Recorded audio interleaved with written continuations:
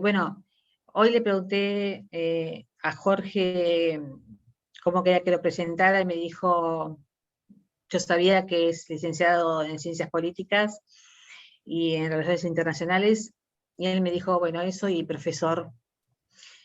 Y después, bueno, me mandó un currículum más extenso, Marcelo, eh, pero creo que fundamentalmente la palabra para definir a Jorge es que es un docente, y que me parece que es un docente de alma.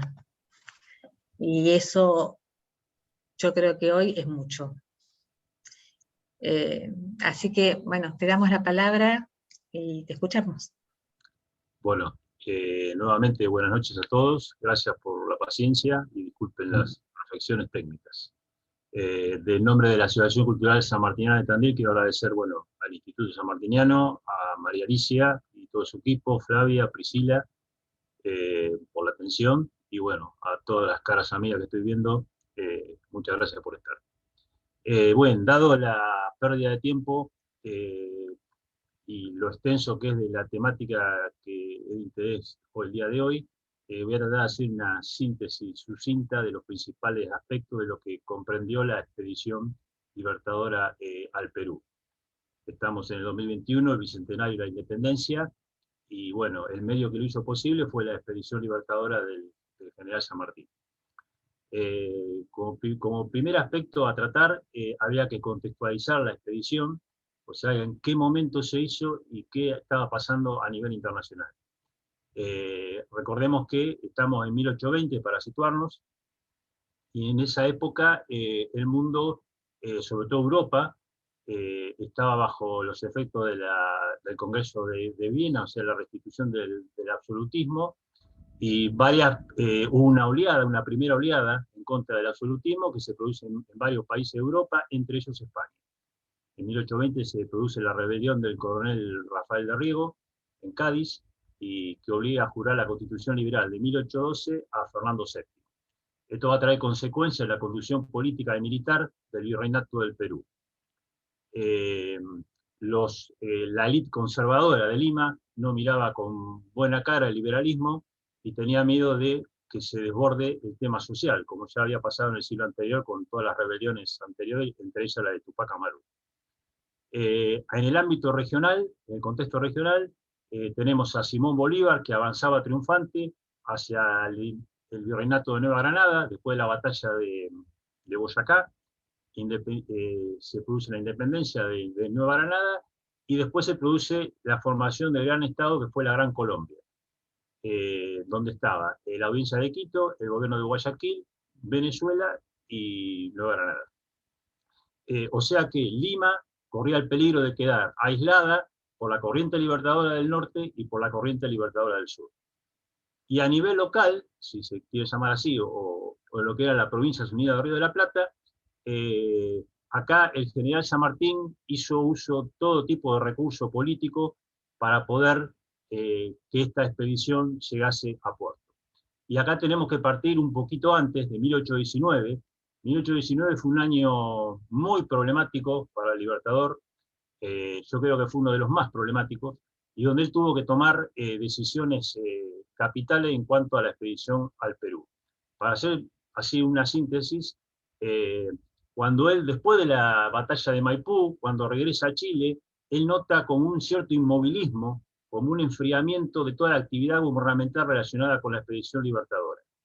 Él ve que no se está avanzando, entonces lo que él pergeña es traspasar una parte del ejército a Mendoza, y de esta forma hacer reaccionar con ese gesto a la logia de Chile, vía el director supremo Bernardo O'Higgins.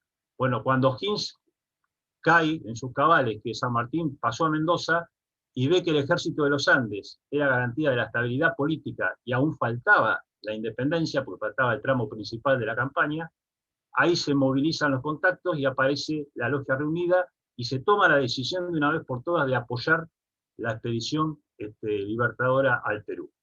De este otro lado de la cordillera, recuerden que en 1820 tenemos un contexto de lo denominado la anarquía de 1820, hay una fragmentación política provincial, cae el directorio después de la batalla de Cepeda, el gobierno nacional no existe, que lo había nombrado a San Martín como jefe de la fuerza del Ejército de los Andes, y acá se le va a producir a San Martín una gran disyuntiva, porque va a quedar su legitimidad, digamos así, amenazada o cuestionada.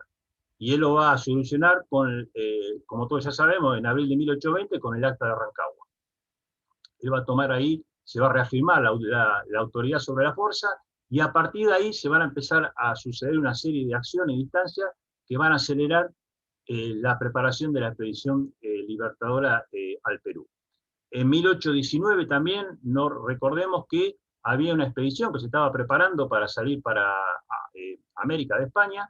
Él, en forma desesperada, le da la orden a O'Higgins, o le propone a O'Higgins el plan de salir a combatir la escuadra, a alta mar y destruirlo, antes de que llegase a Buenos Aires. También estaban las partidas federales, que estaban apostadas, y él ya se dirige a Buenos Aires ante el llamado insistente del directorio para que utilizar su fuerza en contra de las montoneras. Bueno, como todos ya sabemos, él ahí va a tener la gran disyuntiva de perder su ejército en la lucha de intestinas, a lo cual todos ya sabemos que él siempre se opuso, con una coherencia política total, o seguir su camino libertador. Y obviamente optó por esta última alternativa.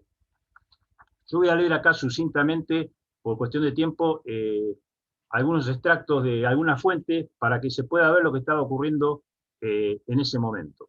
Bueno, con respecto a lo que yo hablaba recién del inmovilismo chileno, o de este enfriamiento, San Martín le decía a Guido: cuando el pueblo consideró asegurada definitivamente su independencia, empezó a sentirse menos dispuesto a entregar dinero y a ordenar, a ofrendar sus hombres para ir a campear por la libertad de otros pueblos.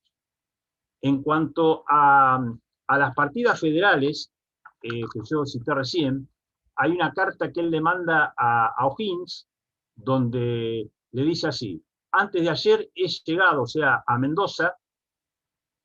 ¿Se me escucha ahí? Perdón. Perfecto. Sí, sí, perfecto. bien. Perdón, perdón. Creí que se había cortado. No, perfecto. Antes de ayer he llegado a Mendoza, de regreso de la posta del Sauce, sin haber llegado a Buenos Aires con motivo de haberse roto las hostilidades entre Santa Fe y el directorio, y sin haber dado aviso a ninguno, como estaba pactado en el armisticio, pues una feliz casualidad me ha libertado de caer en manos de ellos. Bueno, acá nos está diciendo esto que le habían avisado ya, que estaban las partidas federales apostadas para reprenderlo.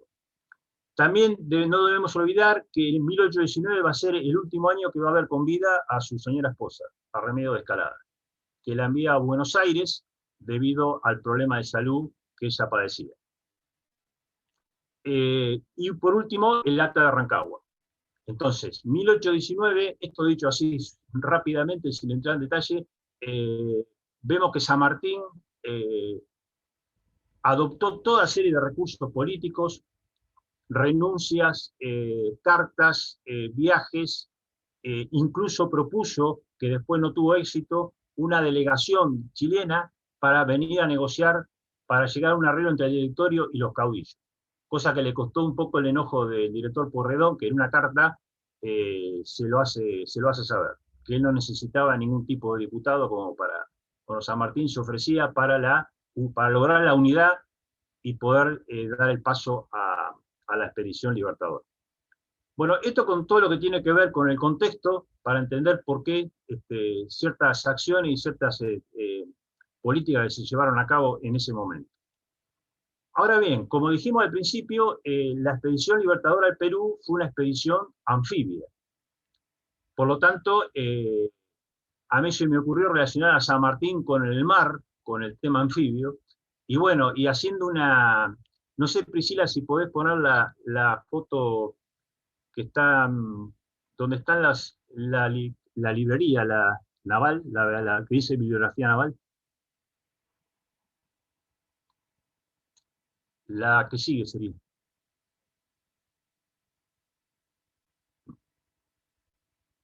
Ahí está, esta. Bueno, acá yo hice un extracto de la librería de San Martín, de algunos libros que él tenía, y obviamente que había leído y analizado, sobre lo que es toda la teoría sobre la guerra anfibia. O sea, ¿qué quiero decir con esto? Acá nos damos cuenta que San Martín tenía fundamentos teóricos suficientes como para planificar en el tema de la guerra anfibia.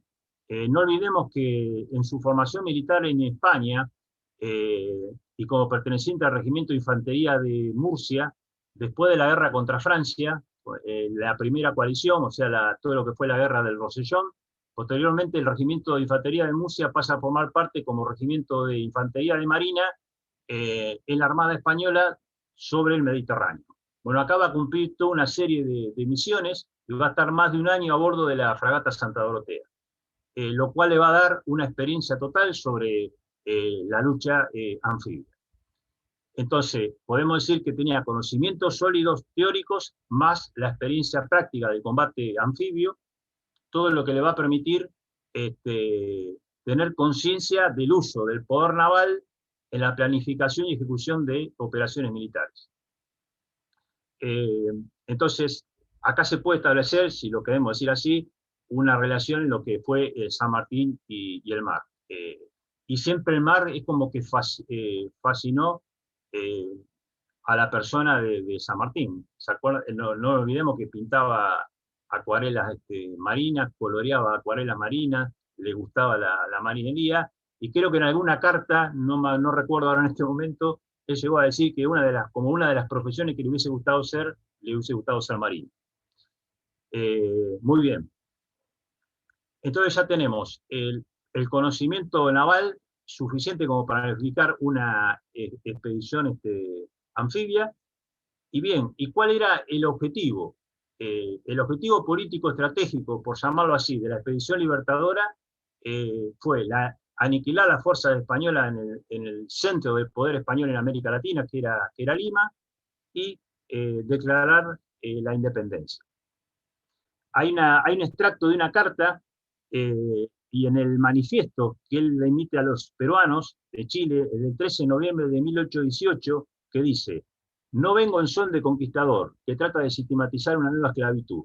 La fuerza de las cosas han preparado este gran día de vuestra emancipación política, y yo no quiero ser sino un instrumento accidental de la justicia y un agente del destino. Solo la libertad del Perú nos ofrece una patria segura. Y también decía San Martín, en una carta a O'Higgins, el 6 de agosto de 1821, acá está bien expresado el objetivo a nivel político-estratégico, decía: destruir para siempre el dominio español en Perú y poner a los pueblos en el ejercicio moderado de sus derechos es el objeto esencial de esta expedición libertadora. Muy bien. Posteriormente a esto, en la planificación de la campaña, él tuvo que considerar dos factores principales, y muy complejos ambos. Uno, donde demostró una total maestría, ya lo había demostrado anteriormente en el cruce a Chile, que fue la guerra de inteligencia, la llamada guerra de Zapa, o la guerra psicológica.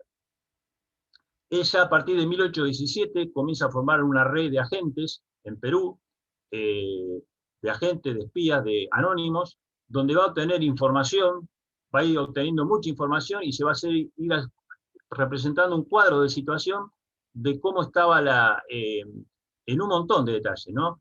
El número de tropas, en quién eran los jefes, calidad de los jefes, la personalidad de jefe, la opinión pública de Lima, de los distintos sectores, qué opinaban. Entonces se va a ir formando un cuadro de situación de bastante calidad. Recuerden que la guerra psicológica que le hace tanto al virrey Pezuela como al virrey La Serna fue total, y hay muchos historiadores que consideran que fue la principal arma que él tuvo para entrar a Lima sin tirar un solo tiro, ¿no? Hacerle creer al virrey, a los virreyes, a ambos, que tenían un ejército totalmente superior, fue una obra genial. Muy bien.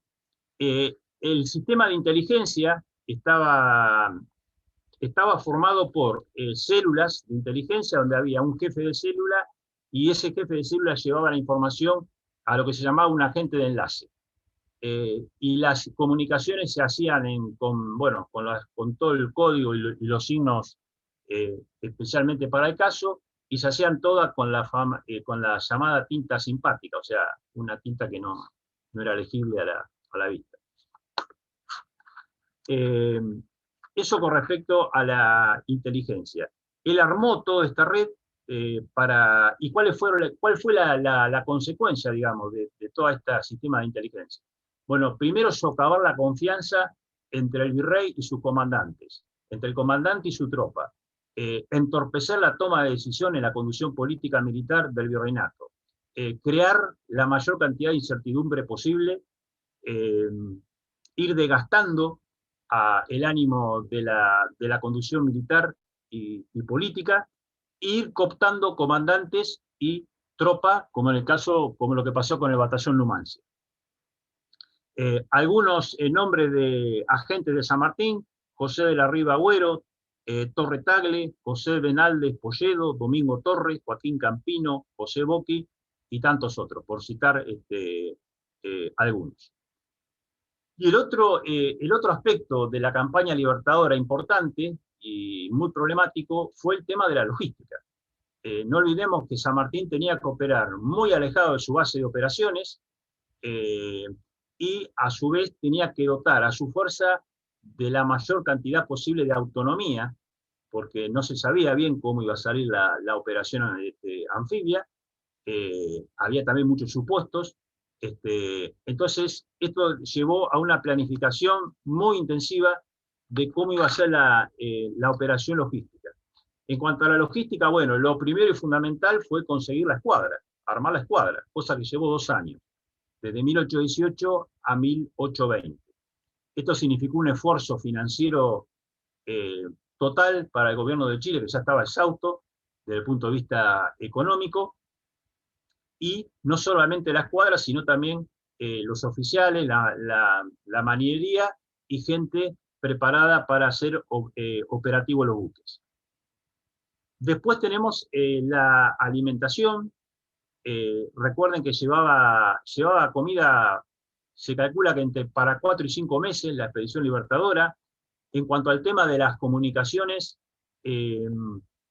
acá el general San Martín lo va a hacer él, va a hacer un código de señas y señales para transmitir a medida que la escuadra iba avanzando. Va a haber lo va a hacer a través de una goleta que era la Montezuma, en la que él andaba siempre, y esa goleta iba a llevar la información a la escuadra por un sistema de señales que él había hecho tanto para el día como para la noche. Y esa información a su vez iba a ser monitoreada y transmitida por otra serie de embarcaciones pequeñas en toda la escuadra, para tener una coordinación sobre todo de los movimientos. Después estaba el tema de la sanidad, un tema importantísimo para San Martín. Imagínense en la escuadra, espacio reducido, la hacinación, animales, alimentos, las personas, bueno, era bastante complicado. Fue un cuerpo de sanidad donde estaba Parosí, Zapata, había enfermeros equipados con ambulancia, camilla, instrumental, medicinas, y las famosas instrumentos que utilizaban para las amputaciones. Pues recordemos que en esa época las heridas graves, lo que se recomendaba era la amputación de los miembros. Yo no sé, Priscila, si vos podés poner la foto de la escuadra, que está anterior a esta. Que recién la...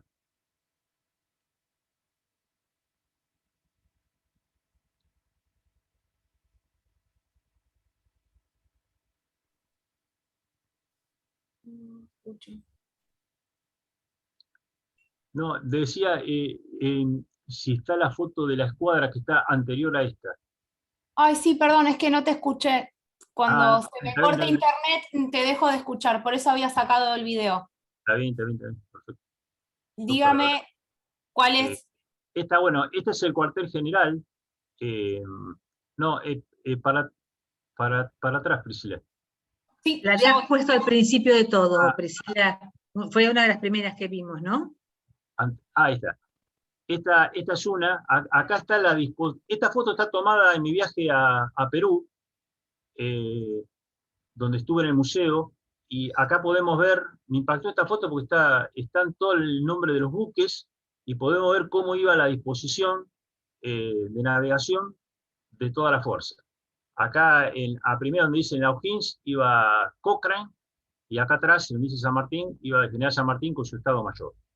Y ahí vemos las lanchas cañoneras que van atrás cerrando el círculo, y intercalados van la división del transporte, que llevaba todo lo que era la logística. Hay otra foto que está anterior a esta, donde está la bandera. Ahí está. Acá tenemos la bandera de los 3 países que presidía la expedición. Esta es la bandera original, creo que es la que está en Perú. Bien.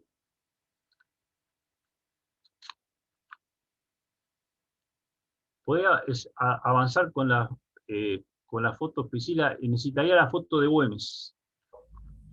Ahí está. Bueno, ¿por qué Güemes? Bueno, todos sabemos que San Martín había pensado en Güemes como un elemento fundamental de su expedición libertadora al Perú. El 8 de junio de 1820, San Martín lo va a nombrar a Güemes general y jefe del ejército de observación sobre el Perú. Y posteriormente, o sea, le va a asignar a Güemes un rol protagónico en esta epopeya. Y va a decir así: usted es el general y jefe del ejército de observación por sus conocimientos distinguidos, sus servicios notorios, la localidad de su provincia y voluntaria aclamación de los jefes y tropas del ejército auxiliar del Perú.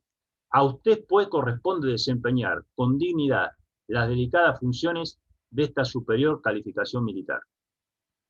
Posteriormente, bueno, Güemes se va a desvivir por cumplir con el Libertador, y en una carta que le manda el 5 de septiembre a O'Higgins, le va a decir: el deseo de corresponder a la confianza que he merecido del digno héroe de los Andes en mi nombramiento de general del ejército observador tiene agitado mi espíritu en tal manera que no descanso por aprestar cuanto más breve la expedición que me ha encargado. Bueno, ya sabemos lo que ocurrió. Güemes fue asesinado, traicionado en su propia Salta, cuando ya se había introducido en la quebrada de Humahuaca y había determinado una avanzada con el coronel Lanza, y es en ese momento donde estalla algunos focos de la guerra civil entre el gobernador de Tucumán y el gobernador de Santiago del Estero, y tiene que retroceder, y ahí donde aprovechan para destituirlo el cabildo, y se produce la invasión realista, y Güemes es herido de muerte. Bueno, el 17 de junio fallece, y posteriormente se firma el famoso armisticio con las tropas españolas, y San Martín va a decir lo siguiente sobre este tema. El 6 de noviembre, en una carta a O'Higgins, le expresa: el indigno armisticio firmado con el enemigo ha hecho que todas las fuerzas caigan sobre mí, y esto no puede permitirse, por lo que suplica a usted encarecidamente escriba sin perder momento a los gobiernos de Tucumán y Salta, y además como igualmente al Congreso que se ha formado en Córdoba, a fin de que reuniéndose hagan una distracción a los enemigos que en el día no tienen fuerza ninguna en el Alto Perú. Ruega a usted que tenga este punto interesante en mucha consideración. O sea que San Martín acá, bueno, como todos los historiadores y analistas suponen, si hubiese estado Güemes, esto se hubiese acabado mucho antes, y la idea era avanzar sobre Alto Perú y después tomar a Lima en movimiento de pinza. Bueno, lamentablemente, como todos sabemos, esto no pudo ser, y le va a afectar mucho todo el plan de operaciones que tenía el general San Martín para terminar rápidamente la guerra en el Perú. No olvidemos que San Martín estaba en una inferioridad de 5, o sea, de 1 a 5, con respecto a las tropas, se calcula que eran 23.000 la fuerza realista, y San Martín contaba con 4.160, 4.180 hombres, malo de las cuadras, que en total sumaban, entre todas las cuadras, sumaban 7.000 hombres. Entonces tenía que utilizar de una forma muy prudente los pocos recursos que tenía y dotar a todos sus planes de una flexibilidad mayor para poder operar. Bien, En cuanto a la ejecución, bueno, esto sería así, para no perder mucho tiempo, serían los aspectos principales que yo considero de lo que fue la planificación de la campaña libertadora al Perú. En cuanto a su ejecución, si queremos podemos dividirlo en dos etapas. La primera que va desde que zarpa la expedición libertadora hasta enero de 1821. Bueno, ahí vamos a tener diferentes hechos importantes, por ejemplo, la reunión de Miraflores, que es la primera reunión que va a tener San Martín, los delegados de San Martín y del virrey, y fue como un primer avance para conocerse, digamos, para ver hasta qué punto tiraba uno u otro, el margen de maniobra de cada uno, pero ambos bien sabían que, sobre todo San Martín, que esto no iba a llevar a ningún puerto, y ambos bandos también aprovechan este armisticio para reponer fuerzas. Este armisticio, recordemos, está relacionado con lo que dije al principio, el contexto internacional, o sea, el rey dio órdenes al virrey para que vaya negociando con los rebeldes americanos, como se decía, sobre todo para parar la invasión y para no perder a Lima. Bueno, la reunión se llevó a cabo y, bueno, como todos sabemos, no dio los frutos esperados. Bien, una vez que desembarca San Martín, establece su cuartel general en Pisco, y estando en Pisco acá se van a producir dos hechos importantes. Por un lado, el decreto por el cual se va a crear la bandera, la primera bandera del Perú independiente. No sé, Priscila, si la tenés por ahí. Recién la vimos, creo. Bueno, se va a crear por decreto... ¿Puede repetirlo, que lo escuché entrecortado, por favor? No, si podías poner la foto de la bandera del Perú. Sí, ahora sí lo escuché bien, perdone. No, por favor.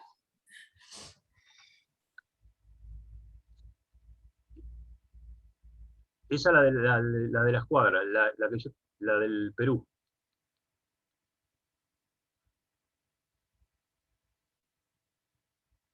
Ahí está.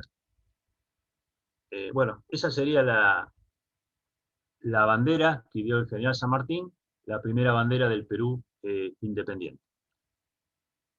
Eso fue en Pisco, como decía recién. Y va a ser en Pisco también donde se va a lanzar la primera expedición a la sierra, comandada por Arenales, con el objetivo de cercar la revolucionaria del interior e ir cercando a Lima y juntarse con San Martín en el norte. San Martín va a partir de Pisco, va a ser una demostración de fuerza frente al Callao, frente a Lima, y posteriormente se va a establecer en el valle de Huaura, que era un valle muy fértil, tenía muchos recursos para los animales mismos, comida para la tropa, así que se va a establecer ahí, unos 8 meses va a estar ahí en Huaura, y de ahí va a amenazar a Lima por el norte. Y ahí se van a encontrar con Arenales, después de unos meses. Recordemos que Arenales llega hasta Pasco, ahí donde da una batalla muy importante, el Cerro de Pasco, y se junta con San Martín en Huaura. Entonces establecen un cerco sobre Lima. Esto sumado a toda, bueno, quedaría para otra charla, ¿no? El tema de todo lo que fue la guerra de guerrillas y de montoneras, donde San Martín también demostró ser un experto en el tema, ¿no? Como buen militar. Entonces, digamos que el objetivo de esta expedición, de este primer cuartel ahí en Pisco, fue aprovisionamiento, propaganda política, reclutamiento y lanzamiento de la campaña al interior de la sierra. Bueno, una vez establecido en Huaura, ahí se va a producir lo que se conoce como el primer grito de independencia del Perú, que lo va a hacer San Martín en la casona de Huaura, que está todavía enfrente a la plaza, agitando esta primera bandera del Perú independiente. Y ahí también va a ocurrir un hecho muy importante para la campaña, porque ahí se va a proclamar el primer reglamento provisorio del Perú para dar bases legales y administrativas a todos los departamentos que iba conquistando, o liberando, mejor dicho, el Ejército Libertador del Perú. Si podés poner, Priscila, la primera campaña a la sierra, el mapita. Esa es la segunda. Hay otro mapa, no, eso sería A ver.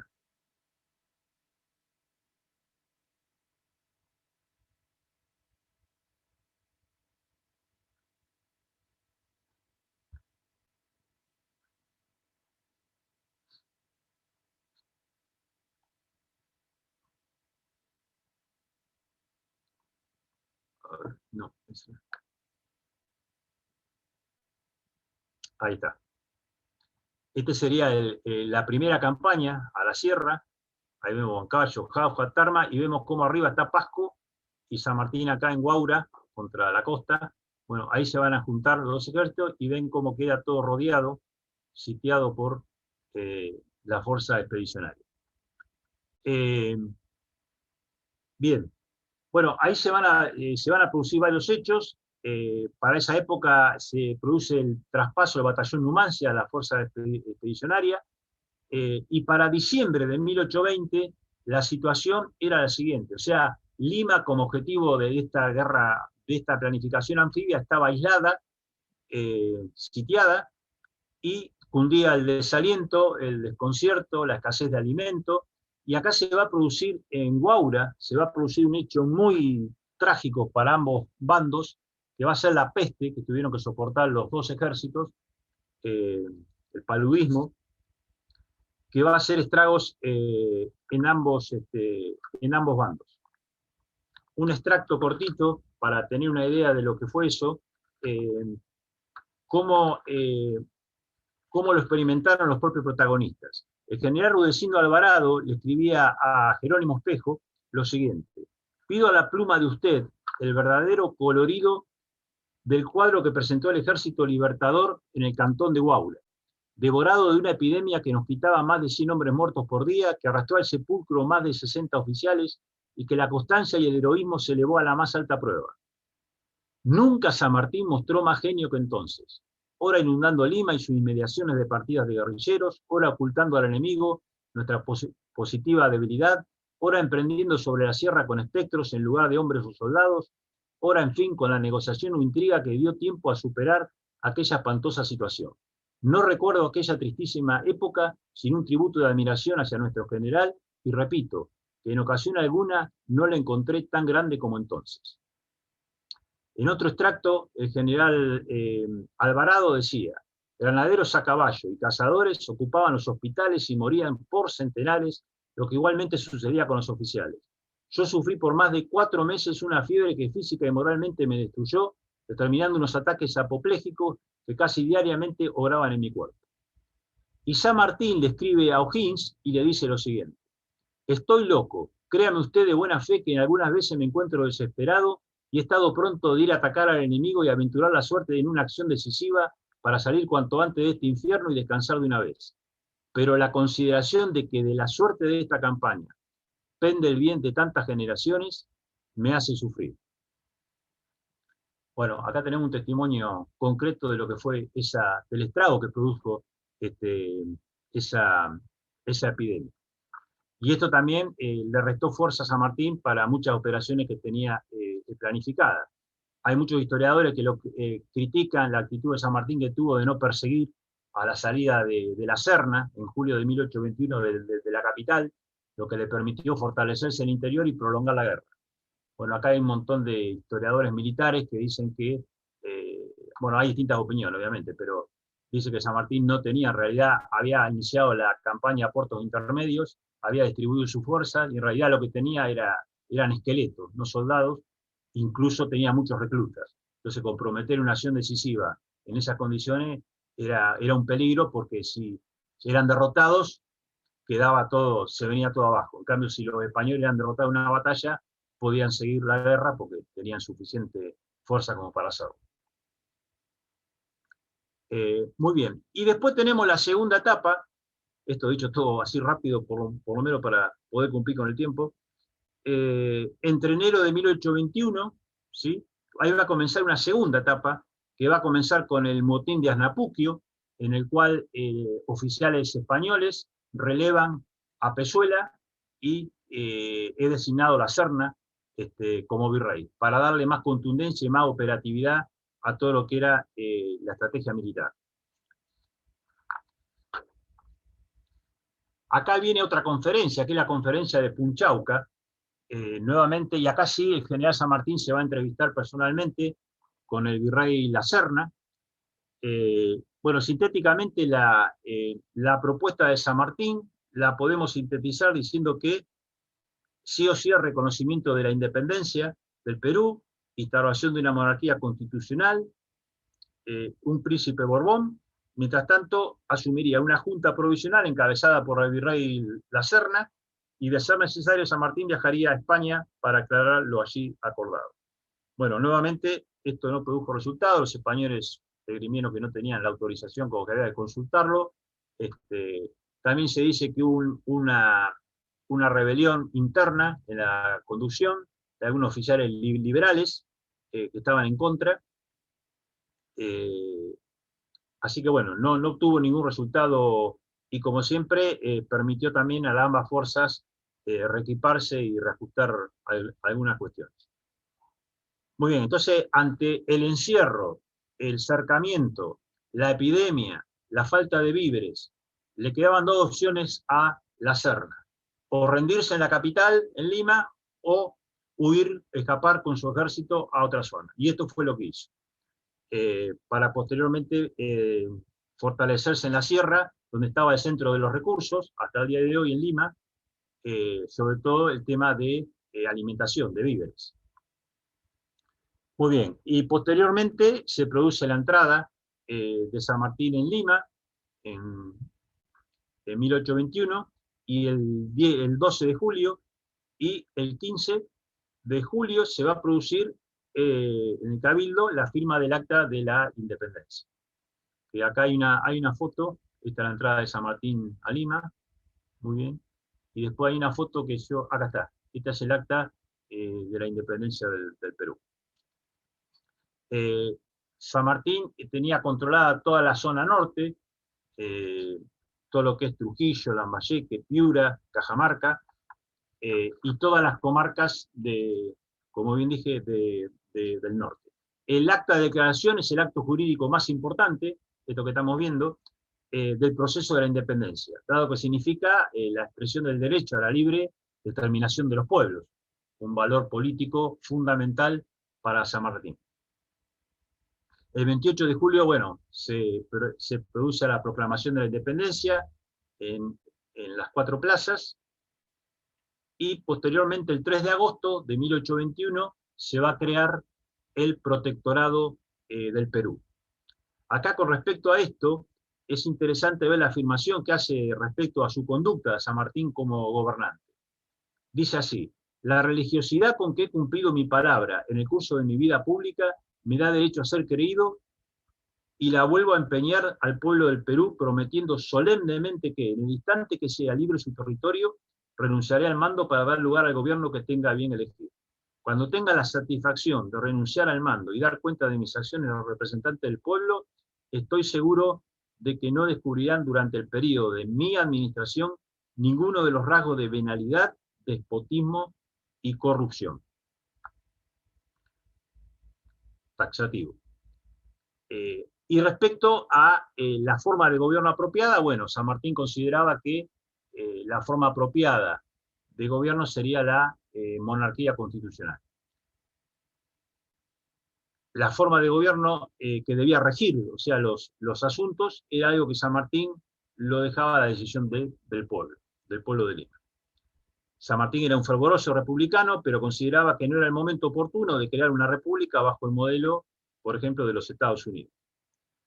Y auspició la formación de una monarquía constitucional. Como tampoco le quería imponer al pueblo, esto queda claro, la forma de gobierno, porque era muy respetuoso de sus derechos. Entonces, el 27 de diciembre de 1821 convocó a la reunión del primer Congreso del Perú Independiente para que resolviese la forma de gobierno. Hecho esto, abdica su cargo y se retira del Perú, como todos saben. Bien, esto sucintamente es todo lo que tenía que decirles de la charla. Me hubiese costado explayar un poco más en algunos aspectos, pero bueno, lamentablemente me demoré mucho con el tema tecnológico, y así que le pido 1000 perdones, y bueno, esto es todo.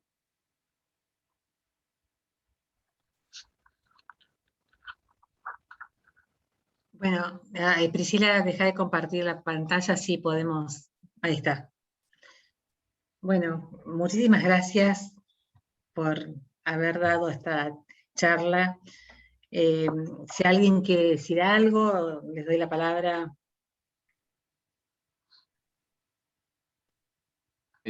María Alicia, Eduardo Mendizábal, no sé si se me escucha. Sí, perfecto, perfecto. No sé si está dentro del tema, pero ¿quién asumió el gobierno en Perú cuando abdica San Martín? Eso quería preguntarle a... muy interesante la charla. Sí, buenas noches. ¿Qué tal? El Buenas noches. Congreso lo va, en realidad va a asumir un consejo, ¿sí? Que tenía tres representantes. No me recuerdo bien ahora los nombres. Uno creo que era Lamar. Va a asumir un consejo de gobierno y a partir de ahí se va a empezar la segunda fase de la planificación de la campaña, que es la operación a puertos intermedios, que no va a resultar, las fuerzas patriotas van a ser derrotadas en Moquegua y Torata. La idea era distraer las fuerzas hacia el sur, San Martín cercar Lima, y esta supuesta fuerza que en primera instancia tenía que haber ido Güemes, y San Martín, esto es algo que no lo dije en la charla, pero que es muy importante por tema de tiempo, que es la expedición de Gutiérrez de la Fuente, que manda San Martín hacia el Río de la Plata para obtener lo más rápido posible ayuda, sobre todo con el general Bustos en Córdoba.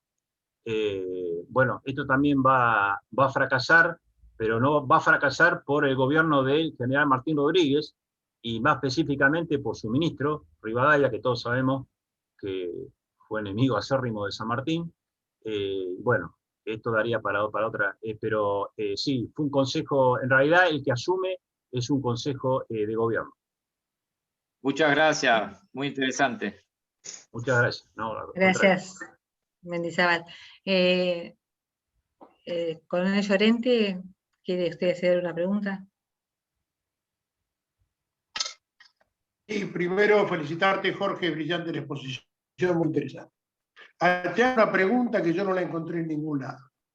¿Qué atribuciones tenía San Martín para designarlo a Güemes general en jefe, cuando él era general en jefe de otro ejército? Sí, bueno, eso es algo que yo también me lo pregunto. Supuestamente, bueno, él pasa a formar parte del ejército ya chileno, ¿no? Una vez que el acta de Rancagua, la fuerza del ejército de los Andes pasa a ser una fuerza combinada como el ejército libertador del Perú, creado en mayo de 1820. Pero sí, es como una laguna, digamos. Porque él asume, bueno, con la legalidad, con la legitimidad que le otorga la propia tropa, y después se la da en el marco más legal, más formal, estatal, se la da O'Higgins cuando lo nombra comandante en jefe. Y no nos olvidemos que también el almirante Cochrane, que de esto no hablé tampoco, cuando llega Cochrane a Chile, él también se quiere arrogar la conducción de toda la escuadra, y San Martín intercede porque estaba Blanco Encalada, que fue el primero que comandó la escuadra chilena, y San Martín intercede, y bueno, y Blanco Encalada acepta ser su segundo. Y eso le va a crear problemas a San Martín en las operaciones militares, como todos ya sabemos, la personalidad que tenía el almirante Cochrane, y bueno, y le va a pagar mal porque él intercedió ahí para que Cochrane llevara a cabo la conducción, pero bueno, siempre hubo ahí digamos, un roce, hasta que finalmente, bueno, se produce el tema de los caudales que estaban depositados en el puerto, y que Cochrane mete mano y saca bastante de ahí. San Martín lo llamaba mi Lord metálico. Así que... Seguiremos investigando entonces con qué atribuciones San Martín lo designa Güemes. Es cierto, Guillermo, tu pregunta es para investigar, sí. Obviamente. Gracias, muy amable. Lo único que te puedo decir es... No, veo que somos varios con la misma inquietud. No he encontrado en ningún lado que diga, no, que Pueyrredón en su momento puso a Güemes a cargo de San Martín. San Martín ya no estaba en el Ejército del Norte. Quiero creer debido a, porque, o sea, Güemes tenía mucha correspondencia con O'Higgins, y yo supongo, o sea, esto es una suposición, debido a las aptitudes que tenía Güemes, que ya San Martín la tenía corroborado, la estancia del Ejército del Norte y todas las invasiones realizadas, yo supongo que charla de por medio, como se hizo hoy en día, le debe haber propuesto la comandancia de esa fuerza, que era vital en la estrategia sanmartiniana, a Güemes. Es un pensamiento mío, no sé, no lo puedo documentar ni corroborar, pero bueno, supongo eso, lo único que se me ocurre en este momento decir. Listo, gracias, muy amable, Jorge. Gracias a vos. Jorge, bueno, felicitarte, realmente maravilloso toda tu exposición. Yo creo que es una muestra más que sabía tanto San Martín como Güemes el plan que tenían ideado, y que cada uno tenía confianza mutua. Y bueno, sí, hay un vacío ahí que no se sabe cómo, con qué atribuciones lo nombra, pero evidentemente más allá del vacío legal, Güemes cumplió a rajatabla, ¿no?, el plan. Te felicito cómo remarcás el daño que provoca la fiebre, tanto en el ejército realista como en el ejército patriota, ¿no? Pero más aún en el patriota, sabiendo que la base de operaciones estaba a unos cuantos kilómetros y no tenían recursos. Es algo que muchas veces no se pone de manifiesto, la personalidad o el liderazgo de San Martín, cómo pudo sostener un ejército atravesado con una fiebre como la que vivieron. Muchas gracias, Jorge. No, al contrario. Gracias a vos, Marcelo. Bueno, ¿hay alguna otra pregunta? Bueno, yo también quiero agradecer. ¿Quién? Yo, Flavia, que estoy sin imagen, disculpen. Bueno, muchísimas gracias por la disertación. Quiero comentarles, seguro que ya se lo dijimos al inicio, bueno, que esta conferencia se va a transmitir por el canal de la Coordinación de Asociaciones Culturales Sanmartinianas. Así que en un ratito lo terminamos de codificar y ya está en la red. Muy bien, muchas gracias, Flavia. Flavia, bueno, aprovecho para agradecerte como siempre toda tu ayuda. Quiero aclarar que acá del personal del instituto solamente somos Priscila y yo. Flavia es una colaboradora ad honorem y full time. Bueno, es un honor, señora. Es un honor, señora licenciada. Nuestra salvadora frente al caos informático y los problemas de red. Para mí que todos sabemos entender que a veces todavía estamos aprendiendo con todo esto, así que siempre hay algunas cosas que pasan. Pido perdón si en algún momento no cargó alguna imagen, pero bueno, mi internet estuvo bastante fluctuante el día de hoy, así que les pido disculpas. No, gracias a Jorge por la confianza en nosotros. No, por favor, gracias a ustedes por la paciencia. No, muchísimas gracias, Jorge, y bueno, espero que sigamos usando este canal para seguir dando charlas, porque creo que siempre es interesante y siempre se aprende algo y nos enriquecemos todos. Así que, bueno, y de paso también quiero agradecerle a Marta Cataldi, que sé que hizo mucho para que esa asociación de Tandil tomara forma, y estamos, bueno, muy contentos de que también esta asociación, que no es de las más nuevas, pero no deja de ser nueva, bueno, esté también en el grupo que estamos siempre trabajando juntos. Así que bueno, muchas gracias Jorge, gracias a todos. Gracias a todos ustedes. Muchas gracias. Felicitaciones, Jorge. Gracias. Muy bien, gracias. Muy buena Felicitaciones, charla. Jorge. No puedo aplaudir Felicitaciones. por razones obvias, ya está. Muchas gracias, Jorge. Gracias, Felicitaciones. No, al contrario. Felicitaciones, gracias. Bárbaro. Muy bien. A todos. Buenas noches. Muchas gracias. Hasta luego. Hasta luego. Muchas Un gracias. abrazo a todos. Abrazo, Pepe, chao.